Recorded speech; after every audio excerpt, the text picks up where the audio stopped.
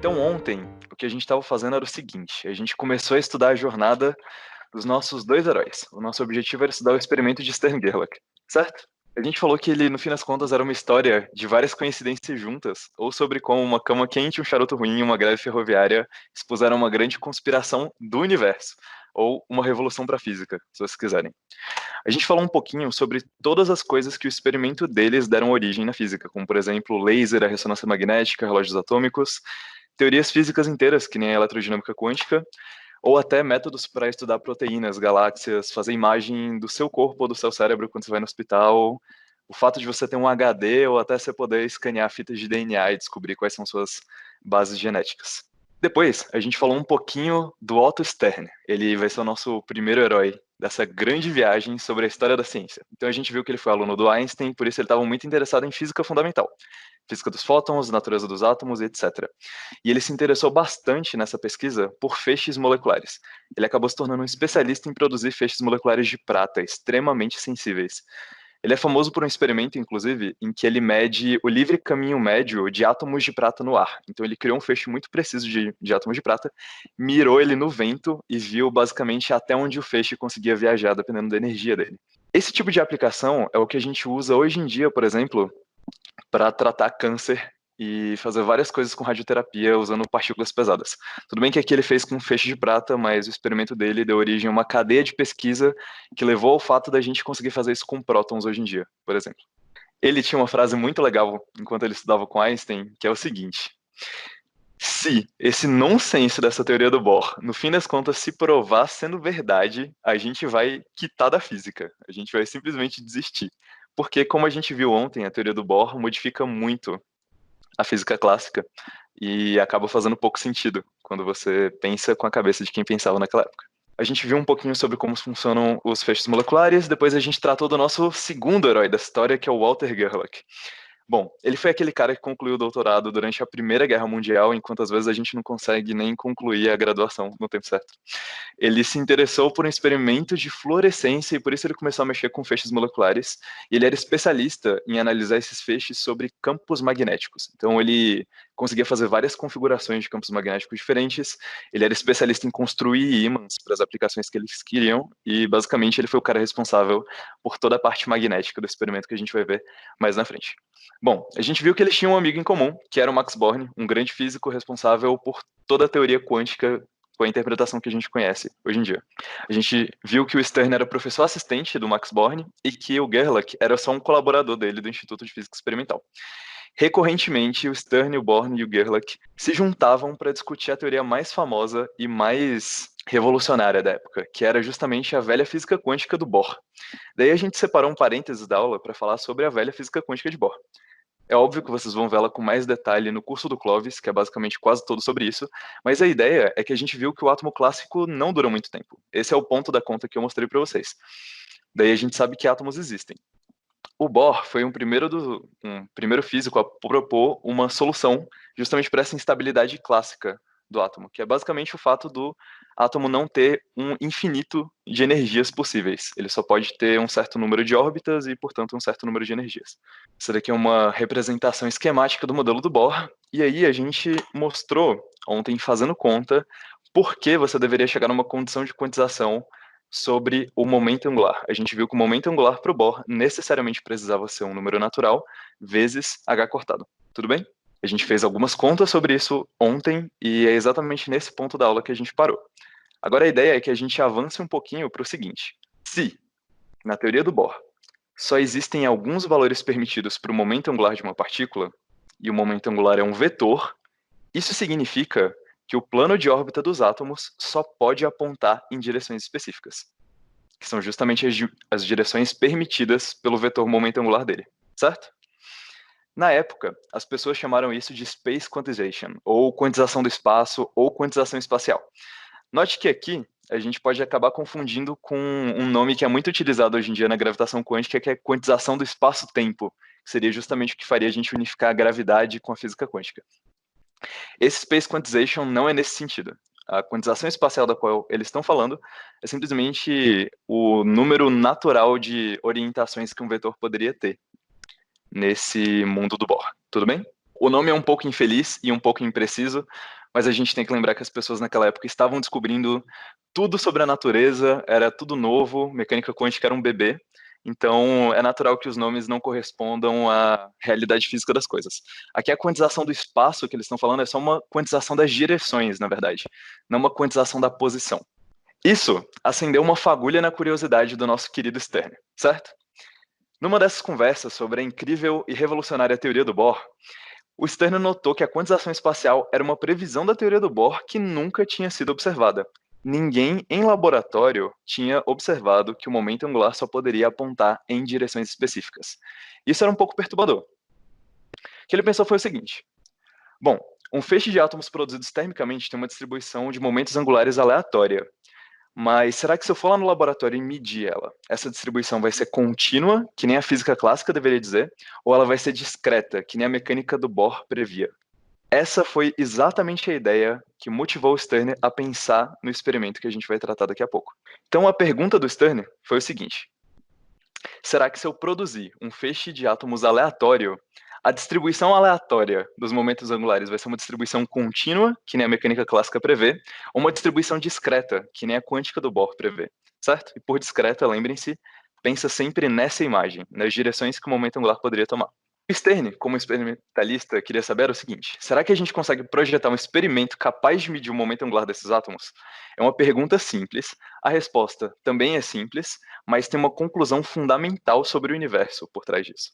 Bom, se ele mede a quantização espacial a la Bohr, isso significa uma vitória da física de Bohr, certo? Ele mediu a quantização espacial. Logo, o momento angular só pode ser um número inteiro vezes h cortado e tudo segue. Quantização da energia, quantização das órbitas, por aí vai. Já se o L for contínuo, a teoria de Bohr falhou, certo? Uma opção para isso é a física clássica está certa, mas por outro lado, o átomo clássico não poderia existir. Então tem alguma coisa sobre a física atômica que a gente ainda não entende direito, mas ela é clássica. Tem uma outra opção para isso. Se o L aparecer contínuo ou até com qualquer outra distribuição, Bohr e a física clássica estão errados. Bom, vamos lá. Depois dessa conversa com o Born e o Gerlach, o Stern ficou muito conturbado e muito animado com essa ideia de poder fazer um experimento que verifique uma coisa tão fundamental sobre a natureza, que se no fim das contas ela é explicada pelo Bohr ou explicada por qualquer outra teoria. Bom, ele precisava trabalhar cedo na manhã seguinte, mas segundo ele, estava muito gelado naquele dia na Alemanha e ele simplesmente não queria sair da cama. Ele se atrasou para o trabalho, mas isso foi um ótimo atraso, porque ele, segundo ele, claro, ele ficou lá na cama quente dele pensando, e segundo ele, 2 horas depois, ele projetou de maneira completa o experimento de Stern-Gerlach, que mudaria a física. Então, esse é mais uma das circunstâncias que a preguiça nem sempre é ruim. Nessa manhã, ele conseguiu pensar no seguinte, eu imagino que ele tenha levantado da cama com essa cara. Você não consegue medir o momento angular de um feixe de átomos diretamente. Tudo bem, isso faz sentido. Mas a gente consegue projetar um experimento para medir o momento magnético de um átomo no laboratório. E essa foi a ideia dele. Para chegar no raciocínio que ele utilizou, primeiro a gente precisa revisar um pouco sobre o momento de dipolo magnético, que é basicamente a ideia por trás de todo o experimento. O momento de dipolo magnético é uma grandeza vetorial que mede basicamente a força de um ímã. Então, se você olha para o seu ímã da geladeira e verifica se tem um ímã mais forte que o outro, significa que o ímã mais forte tem um momento magnético maior do que o ímã mais fraco. Ele mede basicamente o quão intensamente um ímã interage com o campo magnético. É óbvio que a gente aprendeu em Física 3, ou no ensino médio, basicamente que correntes elétricas também são ímãs. E para o caso de um eletroímã, a gente tem uma expressão exata para o momento de dipolo magnético, que é basicamente a corrente vezes a área, tudo bem? O sentido disso vai ser dado pela regra da mão direita, mas a gente vai começar sobre isso já já. Ele é um vetor que aponta sempre do sul para o norte de um ímã, tudo bem? Todo mundo sabe que um ímã tem um norte e um sul, ele aponta sempre do sul para o norte. Uma outra coisa importante é que ele tem unidades de joules por Tesla, certo? Então ele mede basicamente a diferença de energia para campo magnético. A energia potencial associada à interação de um ímã com o campo magnético é dada por essa expressão. Basicamente é o produto escalar entre o momento magnético e o seu campo magnético, tudo bem? Uma outra coisa interessante é que a força num ímã é dada basicamente por essa expressão aqui. É o gradiente da energia potencial, que a gente vê em Física 1, mas esse potencial tem algumas alguns probleminhas. Então, ele é dado pelo produto escalar entre esse cara e o campo magnético. Uma coisa super interessante também é que se você pega um ímã e coloca ele dentro de um campo magnético, ele sofre um torque, ele começa a girar. E o torque que ele sofre é dado basicamente pelo produto vetorial entre esse momento magnético e o seu campo. Para a gente ter isso muito claro na cabeça, eu pensei em alguns exemplos. A gente vai começar usando o exemplo de ímã mais comum que a gente tem no nosso dia a dia, que é basicamente uma bússola, certo? Como a bússola é um ímã permanente, não vale usar a primeira fórmula porque ela só serve para eletroímãs, certo? Mas a gente pode pensar no seguinte: em primeiro lugar, nessa figura, para onde aponta o momento magnético da sua bússola? Letra A, B, C, D ou E? Senhoras e senhores, votem aí no chat. Beleza, uma rapaziada votou na letra A e vocês acertaram. Como a gente disse lá no começo, o momento de dipolo magnético sempre aponta da direção sul para a direção norte. E agora, se eu ligar um campo magnético uniforme, constante, na direção dessas linhas de campo que estão desenhadas aqui atrás, eu quero saber o que acontece com o nosso ímã, com a nossa bússola. O que vocês acham que vai acontecer com ela? Se o momento de dipolo magnético dela está apontado nessa direção e o campo magnético está apontado na horizontal. É justamente o fato de que o momento de dipolo vai começar a girar até apontar para a letra B, ou seja, se alinhar com o campo magnético. A gente consegue ver isso por essa equação bem aqui, certo? A gente tem um produto vetorial entre o seu momento de dipolo e o campo magnético, certo? Como o Arthur apontou bem, existe um torque sobre a bússola, certo? Na presença de um campo magnético. E é exatamente por isso que a sua bússola sempre aponta para o norte, tudo bem? Uma outra pergunta.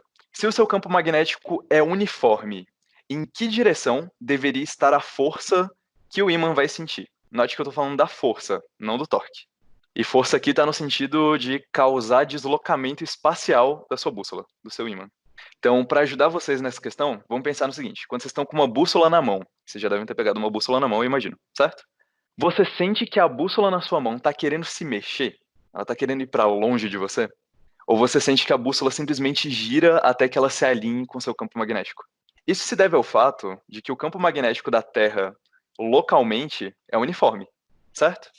E campos uniformes são campos constantes. A derivada desse campo é zero, certo?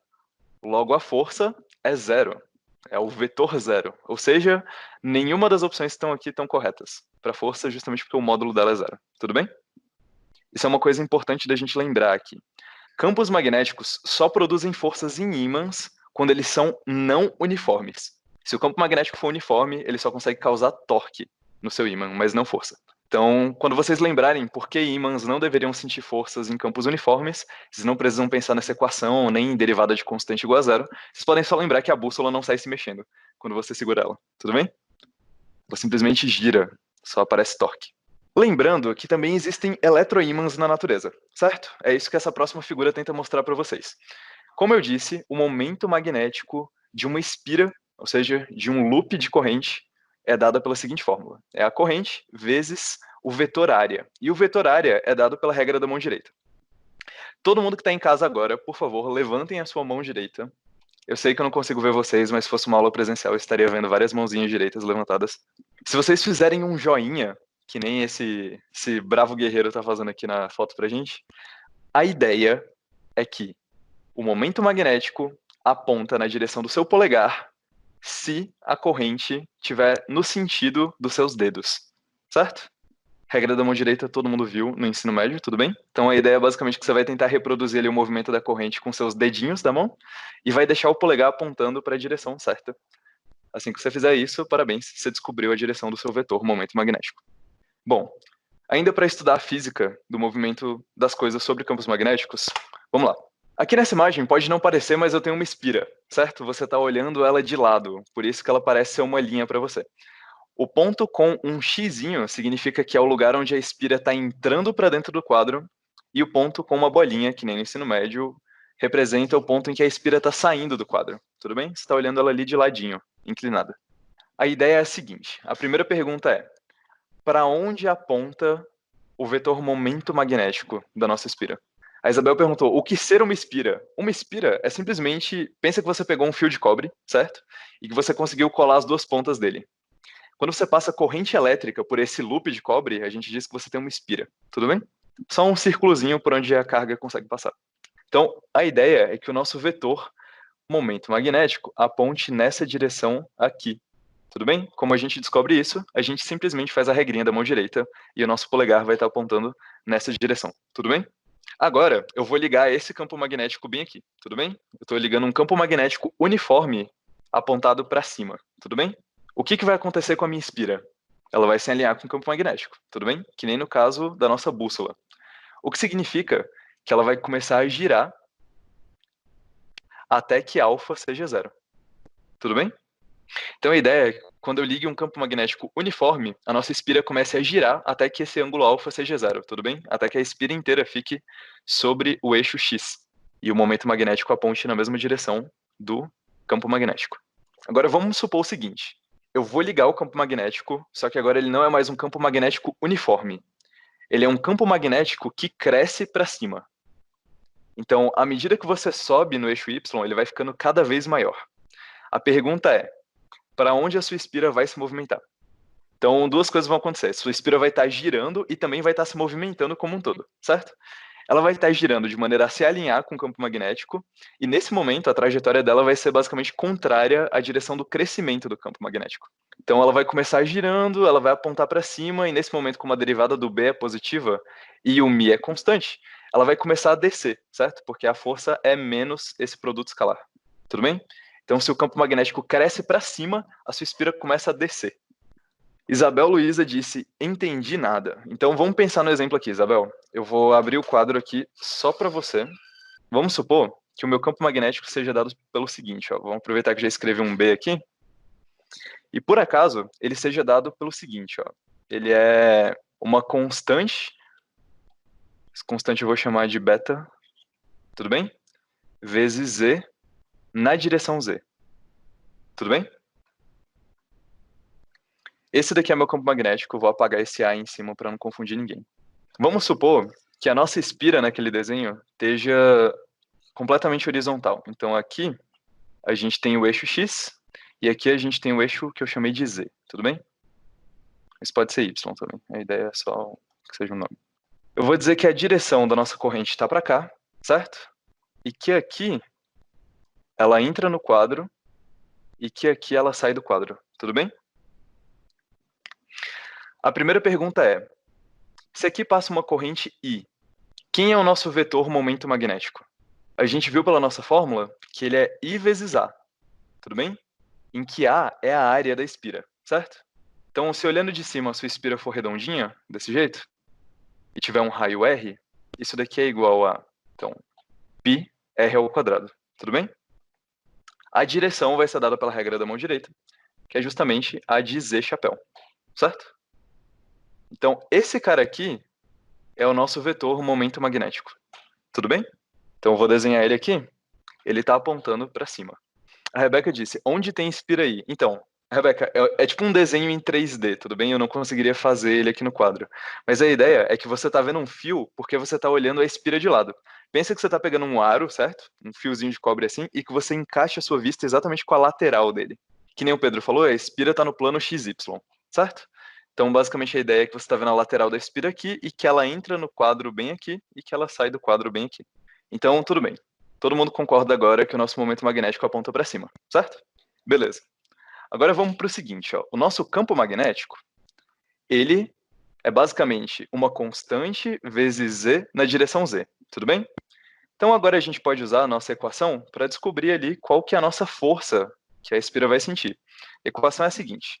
Então a força é dado por menos o gradiente, e esse gradiente vai virar uma derivada facinha agora, não se preocupem, do μ escalar com B, certo?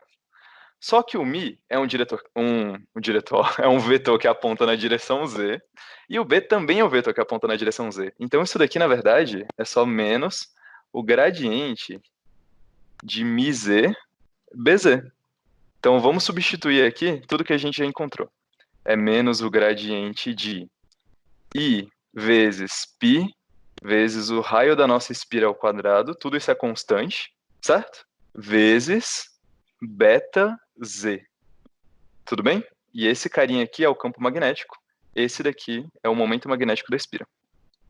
Como tudo isso daqui é constante, a gente pode tirar para fora da derivada. Então, fica menos I pi r ao quadrado, gradiente, o beta também é constante, vou tirar, de z, tudo bem? O gradiente é a seguinte coisa, ó. Ele é um vetor, certo? E um vetor cujas entradas são as seguintes.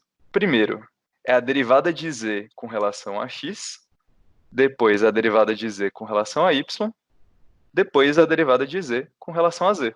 Acontece que a derivada de z com relação a x é zero, a derivada de z com relação a y também é zero, e a derivada de z com relação a z é 1. Tudo bem? Essa daqui é a definição do que é o gradiente. Tudo bem? Se vocês acharem que vocês estão muito novinhos para aprenderem essa matemática, a ideia dele é basicamente a seguinte. Ele é um vetor que sempre aponta na direção em que a sua função cresce mais rápido. Então, gradiente de f é um vetor, e basicamente esse vetor aponta na direção em que a sua função cresce mais rápido.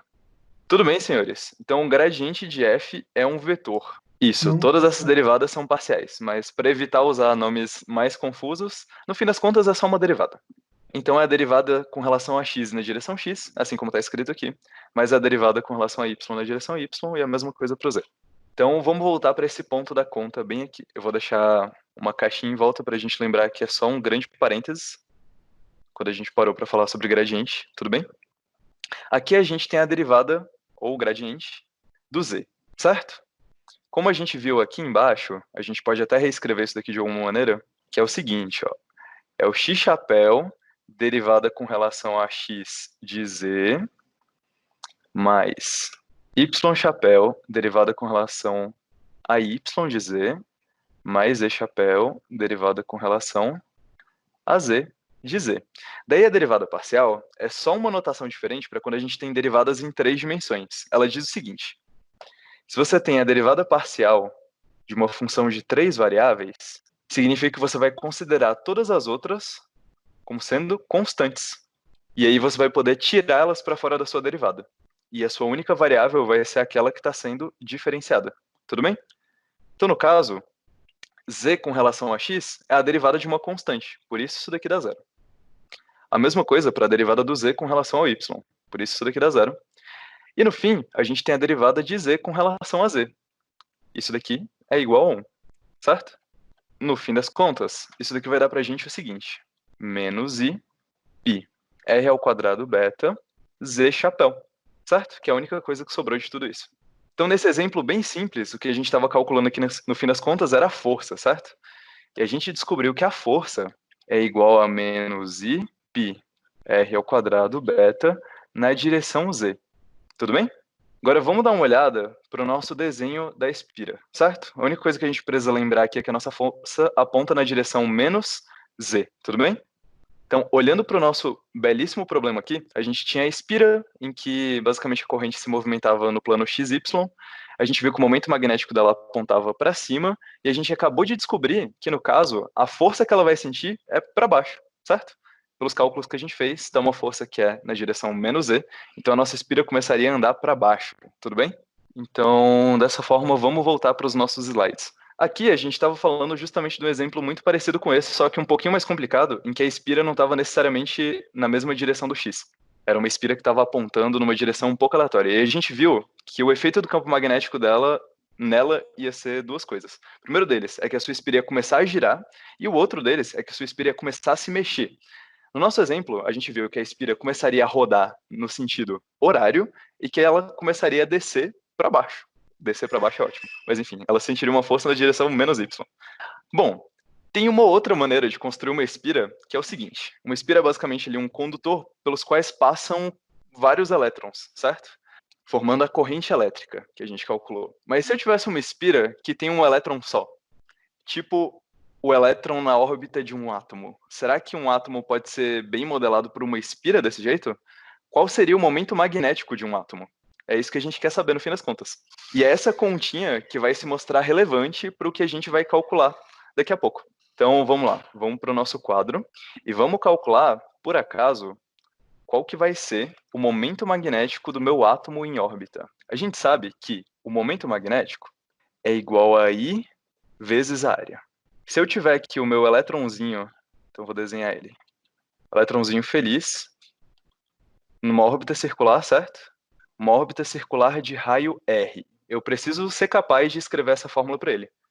Vamos calcular primeiro qual que é o módulo do nosso momento magnético.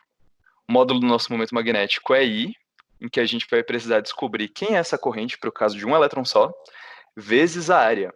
A área de um círculo, a órbita circular, é simplesmente π vezes r ao quadrado. Agora a gente precisa responder essa pergunta. Quem que é a corrente do nosso elétron? Tudo bem? A corrente do nosso elétron, pela definição do que é a corrente, é a variação da quantidade de carga dividido pelo tempo, certo? Então, aqui eu poderia olhar, por exemplo, quanto que a carga varia dentro de um período inteiro, ou seja, de uma órbita inteira do elétron. Então, eu poderia calcular isso daqui fazendo a variação de carga numa órbita dividido pelo período de órbita do nosso átomo, tudo bem? Do nosso elétron ao redor do átomo. Bom, a primeira parte da pergunta é fácil, porque a variação de carga nessa corrente é simplesmente menos vezes a carga do seu elétron, tudo bem? E agora, quem que é o período dessa órbita? Como que eu calculo o período de uma órbita circular? Então é 2π vezes a distância pela qual o elétron orbita, o próton, 2πr, dividido pela velocidade com que ele faz isso. Tudo bem? Isaac perguntou, área é um vetor? Sim e não também, mas depende do contexto. Então a gente, sempre que a área pode ser orientável, a gente diz que ela é um vetor, tudo bem? No caso, a direção para o qual esse vetor aponta é basicamente dada pela regra da mão direita, assim como a gente estava falando lá atrás, certo? Você pega a normal da sua área, o vetor que aponta basicamente na perpendicular da sua área. Então, bom, a gente já sabe como é que calcula o nosso maravilhoso período, tudo bem? Então a gente vem aqui, faz menos e, dividido por 2πr, vezes a velocidade. Como a gente está querendo relacionar momento magnético com momento angular, seria muito legal se eu conseguisse escrever esse momento magnético ou a minha corrente em termos do momento angular do meu elétron. Agora, a gente vai lembrar de uma outra coisa.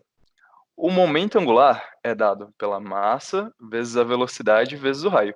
Então a gente pode relacionar a velocidade que aparece na nossa equação com o momento angular. A velocidade é igual ao momento angular dividido por mr, tudo bem? Dessa maneira, a gente consegue vir para cá e escrever o seguinte: menos e dividido por 2πr, L dividido por mr. Então, no fim das contas, isso daqui é a nossa corrente igual a menos e momento angular dividido por 2πr ao quadrado m. Tudo bem? Então, a gente acabou de descobrir quem que é a nossa corrente, certo? Muito bom, muito bom. Agora a gente consegue calcular quem que é o nosso momento magnético, finalmente. O momento magnético era igual a I vezes a área, que era πr ao quadrado. Então isso daqui é simplesmente menos E, momento angular dividido por 2πr ao quadrado, vezes a massa, vezes πr ao quadrado. Olha só que coincidência legal. πr ao quadrado embaixo, πr ao quadrado em cima. A gente consegue mandar o famoso cut-cut. E a gente chega nessa incrível relação de que o seu momento magnético é dado por menos E dividido por 2m, que é o que sobrou, vezes o momento angular, certo? Então aqui a gente tem uma relação muito, muito, muito, muito simples entre o meu momento magnético e o momento angular. O μ vai apontar na direção contrária ao L justamente por conta desse sinal de menos, que aparece bem aqui. Esse sinal de menos, se você lembrar bem, veio pelo fato da carga do elétron ser negativa, por isso aparece esse menos E. Por que dizemos que a órbita é circular? Bom, a gente formula essa hipótese simplesmente por simplicidade. Lembra quando a gente queria fazer a conta da instabilidade clássica do elétron? Por que que ele cairia dentro do átomo? Bom, a gente assume que a órbita é circular simplesmente por simplicidade. Como a gente estava fazendo uma analogia com o sistema solar, a gente sabe que a gente pode ter órbitas elípticas também, certo? Mas a conclusão da conta, sendo a versão mais complexa dela ou não, é basicamente a mesma. No caso de uma órbita elíptica, pode ser até que o elétron demore um pouco mais para cair, mas será que isso é o suficiente para salvar a física clássica como uma boa explicação para os átomos? A resposta é não, certo? Bom, senhores, daqui fica um pouco mais simples entender qual que foi o raciocínio do nosso queridíssimo amigo Stern, certo? Ele queria medir o momento angular, que é uma coisa que você não pode fazer com um átomo, certo? Não tem como você olhar para o átomo bem de pertinho e calcular qual que é a velocidade que o elétron está em órbita do átomo, ver a massa dele e multiplicar pelo raio dessa órbita, certo? Não tem um microscópio potente o suficiente para fazer isso. Então, o que você pode fazer, que é bem mais simples, é basicamente medir o momento magnético do seu átomo. Fazendo isso, você sabe que ele é uma constante, que é simplesmente a carga dividido por 2m, vezes o seu momento angular. A gente não viu ainda agora que ímãs interagem com momentos magnéticos? Ou seja, que ímãs sofrem forças quando eles estão dentro de campos magnéticos pelo fato de eles terem um momento magnético? Força é uma propriedade macroscópica. Você consegue ir para um laboratório e medir. Você não consegue fazer isso para o momento angular do átomo, mas você pode medir qual força os seus átomos estão sentindo. Esse foi basicamente o raciocínio por trás das ideias do Stern. Ele queria, usando uma ferramenta macroscópica que tem em qualquer laboratório, a gente pode medir forças, medir qual que é o momento angular do átomo. E medindo o momento angular, ele poderia matar de vez uma charada muito importante, que era basicamente se o momento angular seria discreto, ou seja, a física quântica do Bohr descrevia a realidade, ou contínuo, ou seja, a física clássica ou outra teoria ganhou.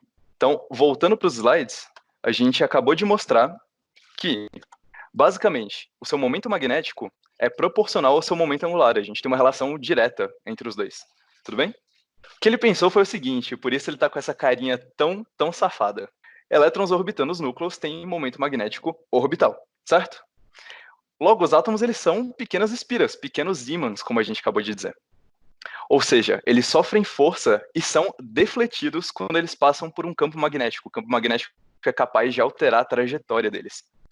O quanto eles são defletidos depende diretamente do momento angular dos átomos. E foi exatamente esse raciocínio dele, seguindo basicamente essas 3 linhas. Átomos são ímãs, ímãs são defletidos por campos magnéticos, e o quanto ele é defletido depende do momento angular, porque o momento magnético depende do momento angular. Tudo bem? Tudo isso o nosso queridíssimo Stern pensou enquanto ele estava numa cama quente, num dia em que estava muito frio e ele estava só com muita preguiça de levantar. E isso fez ele chegar tarde no trabalho dele. A gente viu que o elétron que tem momento angular. Como que o átomo é defletido, então? Bom, o que a gente viu foi basicamente que o elétron está preso no átomo, certo? Por conta do potencial que atua neles. Então, aqui a gente está assumindo que o núcleo do átomo não tem momento angular nenhum e que todo momento angular do átomo vem do fato do elétron estar numa órbita. Como os dois estão presos, é literalmente como se o átomo inteiro sofresse a força. Tudo bem? Não entendi como vamos descobrir se o momento angular é discreto ou contínuo. Bom, a ideia é a seguinte: a gente acabou de ver que o momento magnético é proporcional ao momento angular, certo? Então, se você sabe o momento magnético, você necessariamente sabe o momento angular, tudo bem? E a gente sabe que a deflexão que o seu átomo sente num campo magnético é proporcional ao momento magnético dele. Então, medindo a deflexão, você mede o momento magnético, medindo o momento magnético, você mede o momento angular. Aí agora você olha para o que você acabou de obter no laboratório e você pensa o seguinte: bom, essa deflexão que eu encontrei corresponde a um momento angular discreto ou um momento angular contínuo? Ou seja, o meu momento angular aqui tomou todos os valores que ele podia ou só alguns específicos? E é nesse momento que você vai poder discernir, usando essa equação, se o Bohr estava certo ou estava errado. Tudo bem? Basicamente, nessa relação, não aparece em momento nenhum que o momento angular é discreto ou contínuo, porque a gente só usou coisas de eletromagnetismo para fazer essa conta. A conclusão vem do experimento. Essa conta deveria valer tanto para se o momento angular fosse discreto, tanto para se ele fosse contínuo. Essa daqui é só a ideia do experimento. Então, como medir momento angular de átomo, sendo que você não consegue ir lá literalmente no átomo e medir a velocidadezinha dele e calcular o momento angular, certo? Essa foi a ideia de $1 milhão do Stern, literalmente, porque, bom, um Nobel vale $1 milhão, mais ou menos. Como simplificar a ideia dele num conjunto de equações? Vamos lá. Vamos considerar que no laboratório a gente vai pegar um conjunto de ímãs na direção Z, certo? Bom, como a gente acabou de ver, o momento magnético de um átomo é constante. Então, naquela equação da força, ele simplesmente sai para fora, porque a derivada dele é zero. Então, aqui a gente teria o gradiente de uma função de 3 variáveis. Bom, como a gente viu lá atrás, a força só aparece no caso em que o campo magnético não é homogêneo, ou seja, quando a derivada é diferente de zero. Assumindo que o campo magnético só depende da direção Z, ou seja, que o campo magnético só varia para cima, a gente chega numa equação muito simples. A sua força é proporcional, como eu disse, ao momento angular, certo? Do seu átomo, vezes o gradiente do seu campo magnético, que é simplesmente agora uma derivada na direção Z, e essa força aponta para cima, tudo bem? Ela aponta aqui na direção do Z. Certinho? Então, assim que o Stern levantou da mão dele, da cama dele, ele pegou ali um guardanapo, fez um rascunho muito rápido, e ele viu que para fazer o design do experimento, ele só precisava desse campo magnético extremamente simples, que essa fórmula bem feia se reduz a essa equação. E que, de fato, medindo força, ele mediria momento angular. Aí, ele levantou da cama dele, escreveu isso no guardanapo, se arrumou e foi em direção ao trabalho dele, para a reunião dele com o Born e com Gerlach. Ele contou a ideia para o Max Born e aparentemente o Max Born não gostou muito. No livro dele, na biografia dele, ele conta o seguinte: bom, eu levei um tempo até levar essa ideia do Stern a sério. Eu sempre pensei que a tal da quantização espacial fosse algum tipo de expressão simbólica ou algum tipo de formulação teórica para algo que a gente simplesmente ainda não entende. Ou seja, ele achava que a quantização espacial não existia de fato, que era só uma ferramenta para a gente fazer conta. Mas para que eu pensasse literalmente como o Stern estava pensando, para levar esse conceito da quantização espacial a sério, bom, isso foi ideia completamente dele. Eu tentei persuadir o Stern de que isso não tinha nenhum sentido, que era uma péssima ideia, mas ele me falou, bom, acho que vale a pena tentar. Daí o Gerlach, que estava na mesma sala que ele, um especialista em campos magnéticos junto com um especialista em feixes de prata, bom, eles eram muito capazes de lidar com isso.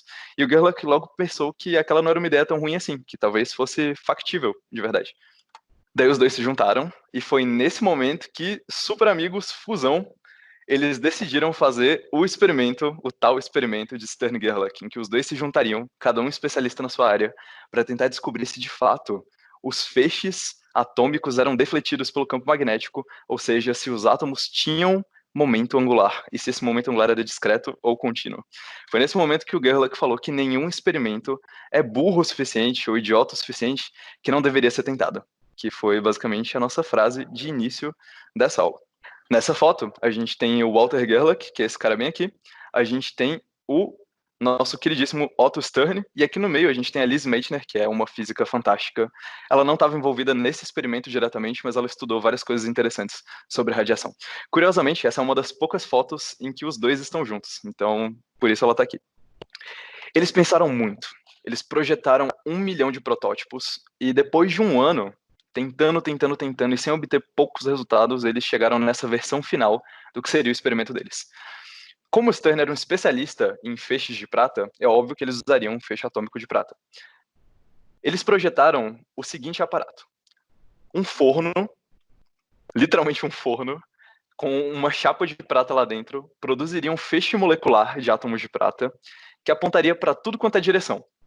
Como a gente queria um feixe extremamente preciso, basicamente um raio ali de prata, eles precisavam de umas fendas colimadoras para deixar o feixe bem estreito. Depois eles passariam por um campo magnético, cujos ímãs têm esse formato meio esquisito, justamente para que exista um campo magnético não homogêneo, como vocês podem ver aqui pela imagem. Esse formato foi o formato final que o Gerlach chegou para um campo magnético que tivesse a maior inhomogeneidade que eles poderiam produzir no laboratório, ou seja, um campo magnético que defletisse o feixe ao máximo. Porque, como vocês devem imaginar, os átomos de prata são muito fracamente defletidos. Então, se sem campo magnético eles chegavam mais ou menos aqui no centro da tela, com campo magnético eles subiam tipo 0,02 milímetros. Era muito pouquinho. Então você precisava de um campo magnético bem inhomogêneo, ou seja, um campo magnético bem parrudo, que crescesse bastante, que variasse bastante, para defletir bastante também o seu feixe de prata. Até que o seu feixe de átomos pudesse sofrer uma deflexão aqui dentro e finalmente atingir essa placa de vidro. Com os átomos de prata se acumulando nessa placa de vidro, supostamente você poderia pegar ela um tempo depois, dar uma olhada e você ia ver que tem uma camada bem fininha de prata lá em cima. Analisando essa camada de prata, você poderia dizer, bom, será que o feixe está alinhado aqui com a colimação dele, ou será que as partículas foram defletidas, ou seja, bateram aqui em cima, bateram embaixo, foram para um lado, foram para o outro, e por aí vai. Essa daqui é a versão final do experimento deles. Os parâmetros eram os seguintes. O feixe de átomos era produzido por um forno de mais de 1000 graus Celsius. Ele era colimado por duas fendas bem pequenininhas de 0,03 milímetros cada uma. O feixe atravessava um ímã que tinha um comprimento de 3,5 centímetros, com um campo magnético de basicamente um 0,1 Tesla, em média. O gradiente desse campo magnético, ou seja, o quanto ele variava a cada posição, era de mais ou menos 10 Tesla por centímetro. Acontece que alinhar o feixe, os colimadores e os ímãs era um desafio, porque, não sei se contei pra vocês, você não vê átomos de prata a olho nu, certo? Logo, era extremamente difícil você alinhar todas essas coisas para que você formasse um feixe bom o suficiente para dar um resultado na sua placa lá no final. Ou seja, obter medidas precisas era um desafio. Mesmo assim, uma coisa extremamente interessante aconteceu. O Stern e o Gerlach já observavam que o feixe era defletido, ou seja, existia momento angular nos átomos de prata. O Juliano perguntou, qual seria a forma desse ímã? Seria um cilindro oco? Não, na verdade ele é o seguinte, ó, vamos dar uma olhada na figura. Aqui está a parte sul de um ímã que parece basicamente um pentágono, assim. Tá vendo?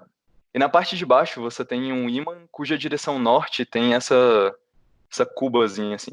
Para fazer um ímã com formatos tão específicos, foi aí que o Gerlach entrou. Ele era especialista em cortar ímã e deixar ele no formato que as pessoas queriam e tal, para produzir o campo magnético que elas precisavam. Então, basicamente, esse ímã continua para cima, existe uma parte norte dele para cá, e esse ímã continua para baixo, existe uma parte sul dele para cá, beleza? Então, Juliano, respondendo a sua pergunta, esse ímã não é um cilindro oco. Ele tem exatamente esse formato. Tem um ímã em cima, um ímã embaixo. Você deixa a parte sul de um bem aqui e a parte norte do outro para lá. Então, esses daqui são os parâmetros do nosso experimento. E o legal é que, mesmo sem ter precisão nenhuma, o Stern e o Gerlach já observavam que o feixe era defletido. Então, meus amigos, existe momento angular nos átomos de prata. Olha só, muito interessante. O João Marcos perguntou, mas então, o momento angular é quantizado agora ou não? Então, bom, eles já obtinham uma certa deflexão, mas as medidas deles não eram boas o suficiente para eles poderem dizer, de fato, existe momento angular quantizado ou não? Momento angular quantizado é o real e a física clássica está errada, ou a inversão desse argumento, ou, sei lá, tem uma distribuição completamente aleatória, enfim. Eles não tinham precisão para determinar qual era a distribuição do momento angular ainda. A gente vai chegar nisso já já. É justamente a parte que envolve o cigarro ruim e depois uma greve ferroviária. O Guilherme me disse, queria que você reforçasse pra gente qual a importância de se ter um momento angular. Tá. Se eu pudesse resumir isso numa frase, é basicamente o seguinte. Momento angular quantizado é previsão da teoria do Bohr. Se você mede o momento angular que é quantizado, significa que a teoria quântica do Bohr está certa e que o mundo é quântico. E é um mundo quântico que obedece à física de Bohr. Se você não encontra isso, então a teoria do Bohr está errada. Se a teoria do Bohr está errada, você tem que procurar uma teoria nova para explicar os seus experimentos. Então, a importância do momento angular aqui é basicamente que ele é um observável pelo qual a gente consegue discernir características fundamentais do universo. Se ele é quântico, se ele é clássico. Só olhando para quanto um feixe de átomos de prata são desviados por um campo magnético. O João perguntou, será que um eletroímã mais efetivo teria melhores resultados? Na verdade, sim. E esse é uma das melhorias que eles vão fazer no experimento para poder ter resultados precisos. Mas isso é já já. É história para daqui a pouco.